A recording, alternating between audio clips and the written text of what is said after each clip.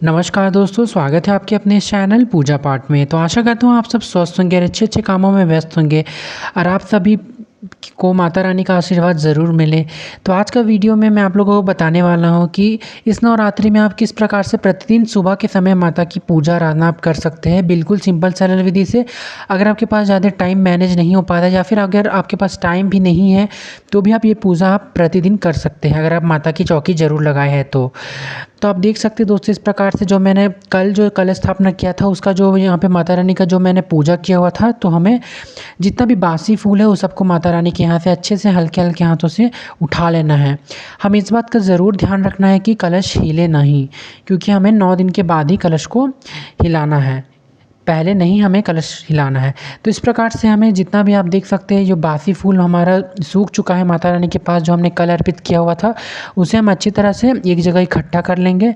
आप देख सकते हैं मैं यहाँ पे जितना भी फूल पुष्प है सारा को एक जगह इकट्ठा कर ले रहा हूँ इस प्रकार से। और इकट्ठा करने के बाद आपको इस बात का ध्यान रखना है कि जैसे कि आपको इधर-उधर फेंकना नहीं है, क्योंकि ये माता रानी को अर्पित किया हुआ पुष्प है, तो ये आपको फेंकना नहीं है। आप अच्छे से इसे एक जगह इकट्ठा कर लें और किसी भी गमला में आप इसे रख सकते हैं, ताकि पौधा के लिए खाद बन जाएगा। और हवन आदि किया था उसको भी आपको गमला में ही रख देना है, या फिर आप विसर्जन भी कर सकते हैं, लेकिन आप अगर आपके घर में फूल गमला है तो आप उसमें भी रख सकते हैं। उसके बाद आप देख सकते हैं मैं यहाँ पे जितना भी जो प्लेट है, दीपक है, धूप दीप वाला दीपक है, सबको आपको अच्छे से यहाँ पे धो लेना है। धोने के बाद फिर आपको साफ़ वस्त्र से पोंछ लेना है, क्योंकि आपको एक ही मतलब कि अगर आप आरती की है रात को और सुबह भी आप उसी दीपक में जला रहे हैं, तो ऐसा आपको नहीं करना है। आपको इसमें स्वच्छता का विशेष कर से ध्यान रखना है। आपको धो के अच्छे से धो करके मांज करके अच्छे से आपको पूजन में इस्तेमाल करना है।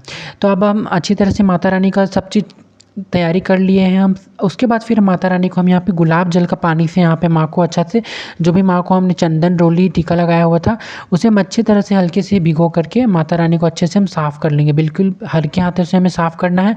और देखिए, अगर आपके पास विग्रह है तो आप विग्रह को भी अच्छे से साफ़ कर दीजिएगा। तो इस प्रकार से मैं यहाँ पे जितना भी माता रानी को श्रृंगार लगा हुआ है सारा मैं अभी माता रानी का साफ़ कर दे रहा हूँ। तो आप देख सकते हैं बिंदी भी लगा हुआ था, तो मैं अभी बिंदी चेंज कर दूँगा माता रानी का, जो कि कल मैंने स्थापना के समय माता रानी को लगा दिया था बिंदी।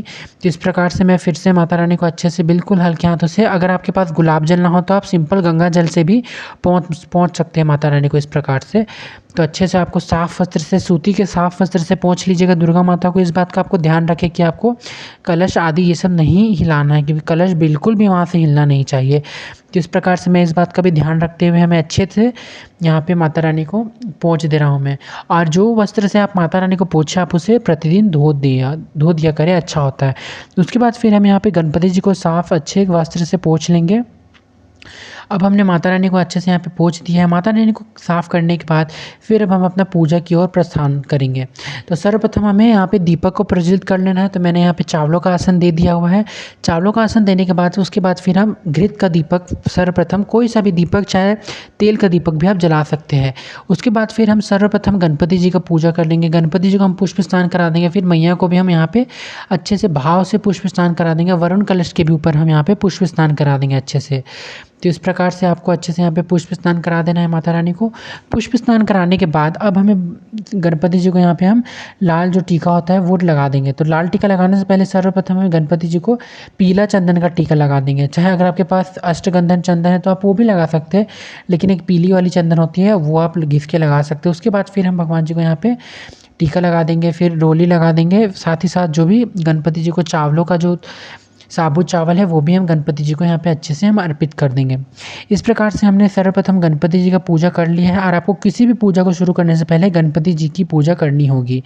इस प्रकार से मैंने यहाँ पे गणपति जी का पूजा संपूर्ण कर लिया है। गणपति जी का पूजा करने के बाद फिर अब हम गणपति जी को यहाँ पे पुष्प भी बाद में अर्पित कर देंगे। उसके बाद फिर हम माता रानी को यहाँ पे पीले चंदन का टीका लगा देंगे मैया को अच्छे से। पीले चंदन का टीका के साथ साथ हमें इस बात का ध्यान लगाना है कि माता रानी को हम यहाँ पे रोली और जो रोली कुमकुम होता है वो माता को लगा देंगे।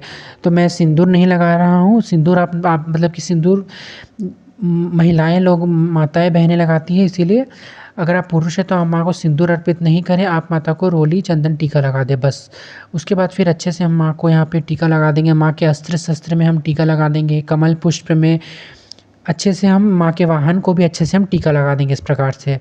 तो आप देख सकते हैं मैं बिल्कुल कितना सुंदर हमारी मैया लग रही है एकदम लाल लाल साड़ी में, मतलब लाल लाल चुन्नी में माँ कितनी सुंदर लग रही है। तो इस प्रकार से माता रानी का जो फेस होता है ना, नवरात्रि में माँ का एकदम निखर के स्वरूप बाहर आने लगता है। और वही आप देख सकते हैं बिल्कुल बहुत प्यारी हमारी मैया है। इस प्रकार से फिर हमें हल्के से आपको वरुण कलश में भी टीका लगा देना है। इस बात का आप ध्यान रखिए कि आपको वरुण कलश हिलाना नहीं है। तो इस प्रकार से हमने मैया को यहाँ पे टीका लगा दिया हूँ। टीका के साथ साथ मैंने यहाँ पे माता को यहाँ पे बिंदी भी मैं लगा दिया हूँ अच्छी तरह से, आप देख सकते हो। उसके बाद फिर मैं साबुत चावल मैया को अर्पित अक्षत अर्पित कर दे रहा हूँ माता रानी को इस प्रकार से। तो आप भी माता को टीका लगाने के बाद ज़रूर अक्षत अर्पित कर दीजिएगा अच्छे से। अक्षत अर्पित करने के बाद फिर अब हम करेंगे माता रानी की पूजा। तो आप देख सकते हैं मैंने गणपति जी को यहाँ लाल पुष्प अर्पित कर दिया है। ये भी एक अड़हुल का ही पुष्प है, लेकिन ये खिलता पूरा नहीं है, ये बस ऐसे ही रहता है, छोटा-छोटा रहता है इस प्रकार से। फिर आप देख सकते हैं मेरे कुछ बगिया में यहाँ पे फूल उगे हुए थे, तो अगर आपके पास अड़हुल का फूल मिल जाए आपको प्रतिदिन तो बहुत अच्छा होता है, लेकिन अगर नहीं मिला तो कोई सा भी फूल आप माता रानी को भेंट कर सकते हैं। लेकिन अड़हुल फूल का विशेष महत्व होता है नवरात्रा में, लेकिन आपको मिलेगा नहीं, बहुत मुश्किल है। फूल की तो बहुत चोरी होती है मोहल्ले सब में, पता ही नहीं, मतलब कि जिनके घर में फूल रहते हैं उनको तो मिलता ही नहीं है फूल पूजा करने के लिए। उसके बाद आप देख सकते हो ये जो फूल है आपको लग रहा होगा ये सूखा हुआ है, लेकिन ये सूखा हुआ नहीं है, अड़हुल का फूल है। ये पूरा ब्राउन ब्राउन जैसा दिखता हुआ है, बहुत यूनिक फूल है ये वाला। तो इस प्रकार से मैं यहाँ पे मैया को अर्पित कर दे रहा हूँ। ये आपको लग रहा होगा काला, लेकिन ये काला नहीं है असली में, ये शायद कैमरा में ऐसा लग रहा हो, ये अड़हुल का ही फूल है जो कि बहुत डार्क ब्राउन टाइप का लग रहा है, इसलिए आपको ब्लैक दिख रहा होगा। तो इस प्रकार से मैंने माता रानी को अच्छे से यहाँ पे फूलों से सजा दिया हुआ है। और अगर आपके बगिया में अड़हुल का फूल है तो आप ज़रूर माता रानी को प्रतिदिन 9 दिन आप माँ को अर्पित ज़रूर फूल करिएगा। इस प्रकार से माँ को फूल अर्पित करने के बाद फिर हमें माता रानी को यहाँ पे अच्छे से इत्र की सेवा कर देनी है। तो माता के लिए मैं फेवरेट माँ का चंदन का इत्र लेकर के आया था, तो आप कोई से भी इत्र यहाँ पे माता रानी को भेंट कर सकते हैं।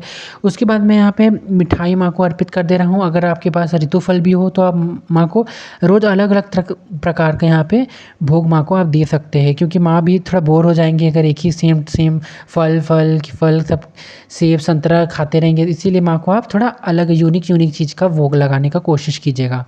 तो इस प्रकार से मैं यहाँ माता को अच्छे से यहाँ पे भोग लगा दे रहा हूँ माता रानी को। आप चाहे तो इस दिन हलवा पूड़ी भी 9 दिन माँ को भोग लगा सकते हैं, या फिर जो 9 दुर्गा माँ हैं उनका अलग अलग विशेष भोग होता है, तो आप वो भी तैयार कर सकते हैं इस दिन। भोग लगाने के बाद फिर मैया को हम 1 गिलास अर्पित कर देंगे पानी, जल मतलब 1 गिलास माता को हम अर्पित कर देंगे। इस प्रकार से भाव से आपको पूजा करनी है।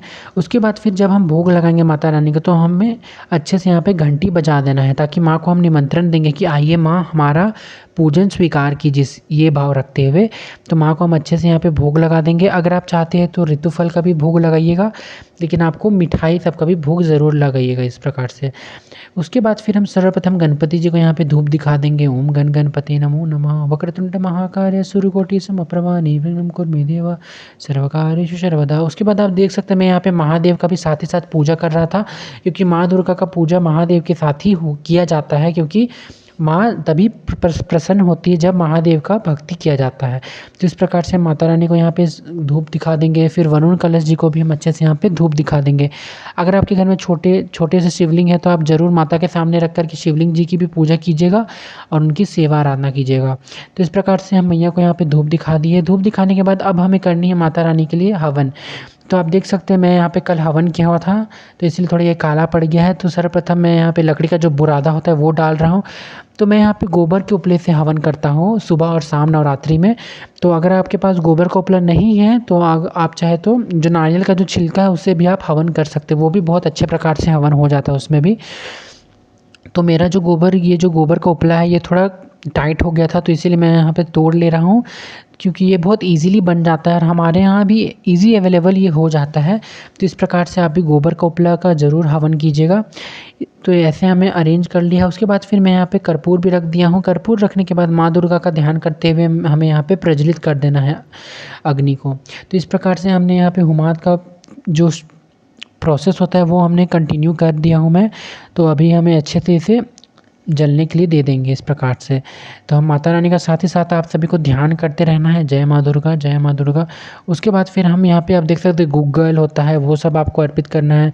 गूगल हो गया और क्या तो बोलते हैं, बहुत सारा औषधीय गुणों वाले चीज़ मिलते हैं, आप वो सब ज़रूर अर्पित कीजिएगा। आपको ईज़िली पूजा पाठ की दुकान सबसे मिल जाएँगे इस प्रकार से। तो आपको अच्छे से यहाँ पे आप देख सकते हैं, यहाँ पे अच्छे से आपको माँ दुर्गा का नाम लेते हुए यहाँ पे आपको हवन करना है।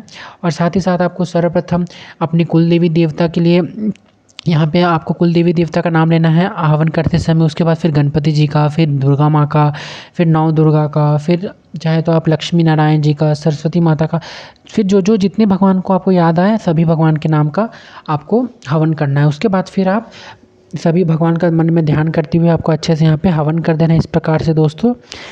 तो ये आप पे डिपेंड करता है कि आप कितने सारे भगवान का नाम याद कर पा रहे हैं, तो उसके हिसाब से आप ज़रूर, लेकिन जो इम्पोर्टेंट जो भी आपके दिमाग में दुर्गा मैया सबका नाम लेते हुए आपको ज़रूर हवन करना है इस प्रकार से। और देखिए थोड़ा इसमें थोड़ा टाइम टेकिंग ये प्रोसेस है, क्योंकि ये जल्दी पकड़ता नहीं है, और जब पकड़ता है तो वो बहुत अच्छे से जलता है। तो इस प्रकार से इसके लिए थोड़ा एक्सपीरियंस लेना चाहिए होता है दोस्तों, क्योंकि थोड़ा ये बहुत, मुझे तो बिल्कुल नहीं आता था, पहले मैं अपने मम्मी से करवाता था, लेकिन अब थोड़ा थोड़ा मैं खुद से भी ट्राई कर के ये हवन कर लेता हूँ। क्योंकि थोड़ा प्रॉब्लम हो जाता है, क्योंकि लकड़ी का जो हवन कुंड दूसरा थोड़ा बड़ा होता है। उसके बाद फिर हम मैया को यहाँ अग्नि भोग देंगे दोस्तों। जोड़ा बताशा और जोड़ा इलायची का मैं यहाँ पे अग्नि भोग माता रानी को यहाँ पे दे रहा हूँ। नहीं, जोड़ा इलायची, जोड़ा लौंग का मैं भोग दे रहा हूँ माता रानी को। इस प्रकार से हमने यहाँ पे माता का हवन कर लिया हुआ है। हवन करने के बाद फिर आप देख सकते हैं मैं यहाँ पे दुर्गा चालीसा का पाठ किया हूँ मैं। उसके बाद फिर आप माता रानी की आरती उतार सकते हैं पंच प्रदीप से। तो आप ओम जय जय अम्बे गौरी, या फिर अम्बे तू है जगदम्बे काली, वो वाला भी आरती आप अच्छे से गा सकते हैं इस प्रकार से। आपको अच्छे से यहाँ पे आरती कर लेना है माता रानी का। आप चाहे तो पंच प्रदीप से आरती कर सकते हैं, या फिर सिंगल दीपक से भी आप माँ के दिन अच्छे से आरती कर सकते हैं। तो इस प्रकार से आरती करने के बाद फिर अब हमने आरती किया, तो माँ को यहाँ पे ठंडक देने के लिए यहाँ पे हम आज ये जो होता है चामर सेवा होता है, वो मैं मैया को यहाँ पे चामर सेवा कर दे रहा हूँ मैं। अच्छे से आपको यहाँ पे चामर सेवा कर देना है। तो यही था आज का पूजा। इसी प्रकार से आप प्रतिदिन सुबह के शाम माता रानी का पूजा आराधना कर सकते हैं। मैं आप लोगों को बिल्कुल सिंपल सरल विधि बताया हूँ। अगर आप स्टूडेंट हैं या फिर आप ऑफिस वगैरह में काम करते हैं, तो ये पूजा आप इजीली कर सकते हैं। तो आशा करता हूँ आप लोगों को वीडियो अच्छा लगा होगा। वीडियो अच्छा लगा होगा तो लाइक शेयर कमेंट ज़रूर कीजिएगा। और ऐसा बहुत सारा वीडियोज़ आने वाला है, आप सब उसे ज़रूर देख लीजिएगा। साथ ही साथ मैंने माता रानी के लिए बहुत सारा वीडियोज़ बनाया है। धन्यवाद।